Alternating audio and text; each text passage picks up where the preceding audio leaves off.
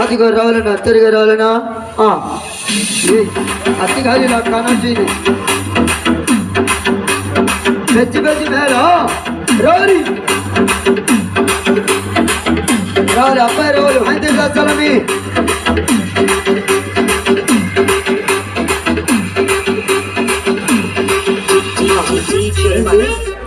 ఏమండి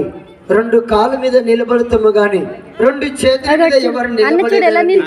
తినే అన్నము నోట్లోకి వచ్చేస్తుంది రక్తం మొత్తము కళ్ళలోకి వచ్చేస్తుంది అబ్బాయి రెండు చేతుల మీద బ్యాలెన్స్ అండి రావాలమ్మా మూడమ్మ రావాలమ్మా త్వరగా రావాలి అమ్మో అమ్మో అమ్మో అమ్మ మరి పేరు ఇంటికి కాలుతో చిగుతు అది అబ్బాయి